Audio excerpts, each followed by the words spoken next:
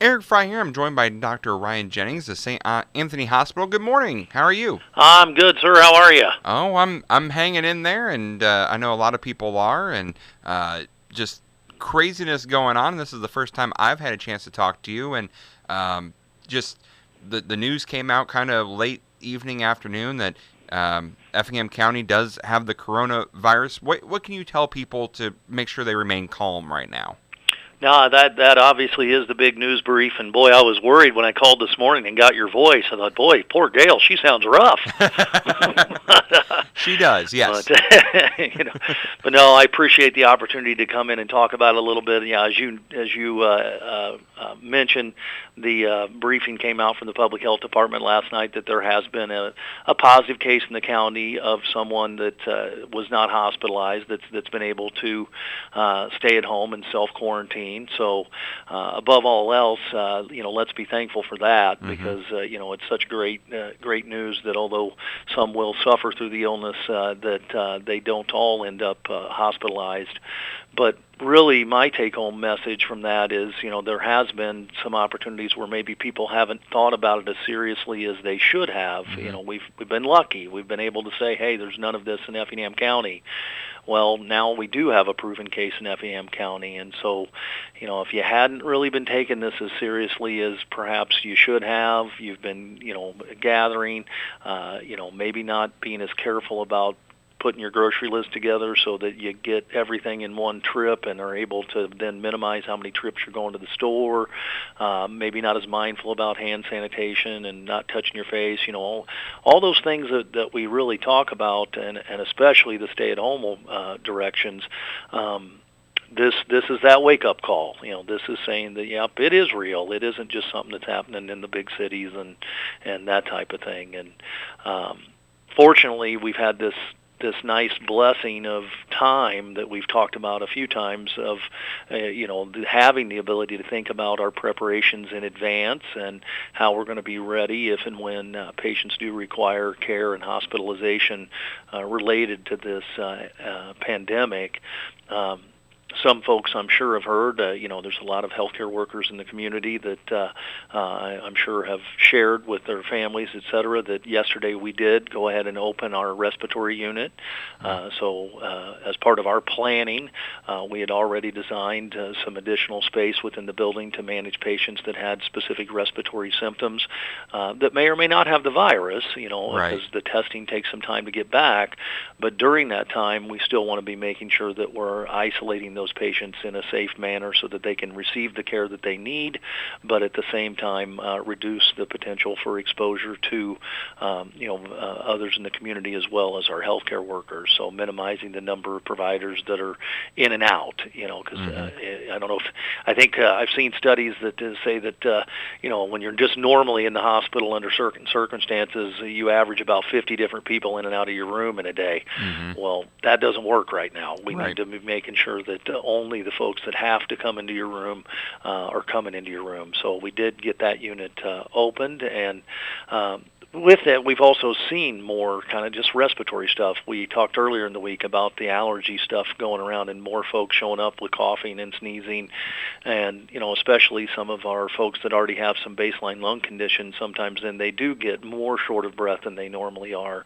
So they are coming to the emergency room and seeking help. And occasionally those patients do need treated, do need hospitalized. So at the moment, we don't have any confirmed cases, but it will happen. I mean, there's no doubt we will have cases that we care for, but this blessing of time that's allowed us to prepare is huge. And this coordination and communication with the Effingham County Health Department, the Illinois Department of Public Health, the CDC has really been extremely effective. And spent a lot of time with Crystal on the phone last night, and the folks that were involved in this, and again, making sure that we're keeping our community safe.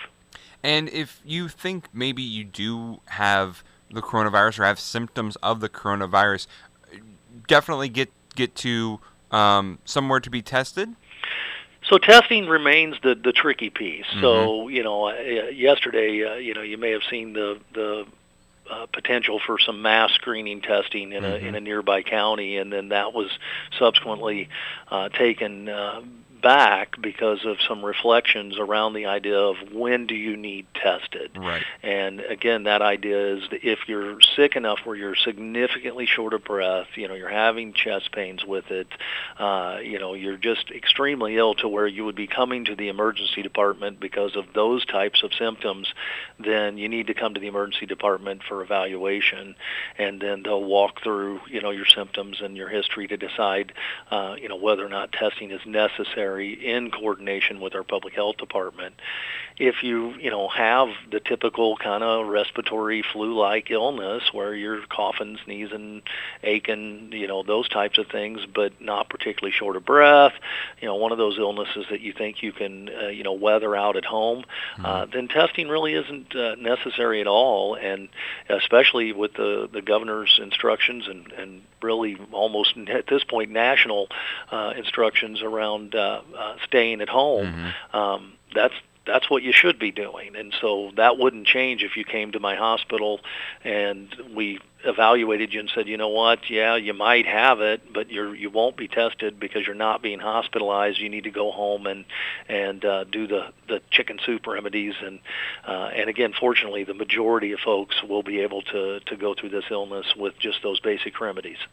And one thing I'm curious about on a personal level, and maybe you can help me here. If I'm at home, let's say I'm playing, I got a 3-year-old son, and we're roughhousing, and maybe he gets hurt, or maybe I get hurt, and possible broken bone or whatever, or a sprain or something, still come into the hospital, or try and remedy it from home?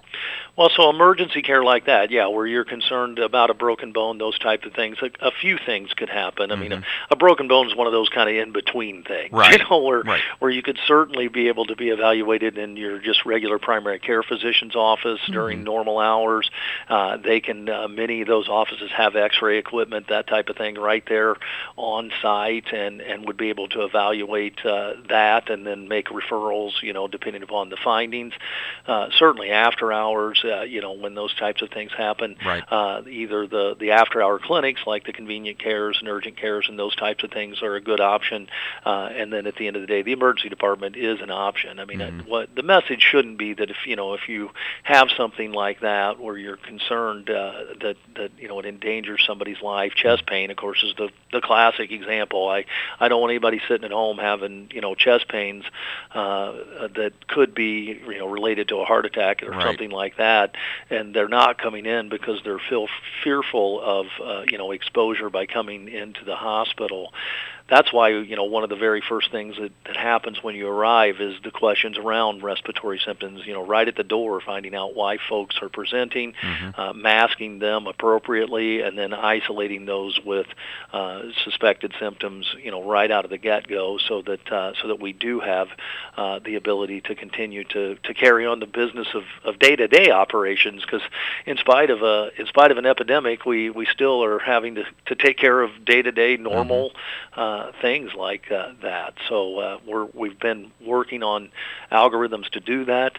At this point, we have not yet opened up that outdoor triage tent. Our emergency department volumes have still been very manageable, but as we see folks with respiratory symptoms, you may see that tent open up in order to evaluate respiratory patients prior to directing them to the emergency room and help to reduce the burden and again, reduce exposure of potential cases that don't require hospitalization.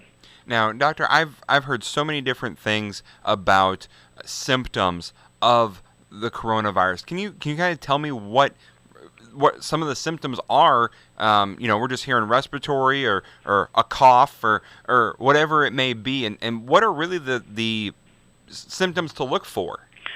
So the key element, I think, that helps maybe, there's a couple things that help distinguish this maybe between what could be a possible coronavirus, what could be just, any of an umpteen other viruses, and then what could be allergic symptoms, because, again, it's that time of year. Yep. And I got to mow yesterday. I was pretty excited about that. I know my neighbors were glad to see my grass finally got cut. So, but with that comes, pollen and those types of things. And so the typical patient with the coronavirus infection has what would be called lower respiratory tract symptoms, meaning that they're coughing a lot, that they're short of breath.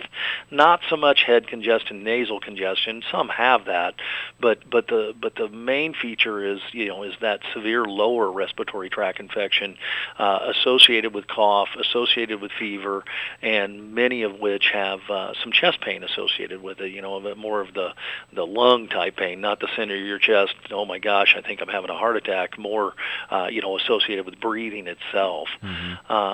Most of the other viruses, and especially things like influenza, tend to have more of an upper respiratory component. So you tend to have more nasal congestion, drainage down your throat, that type of thing that kind of goes along with that.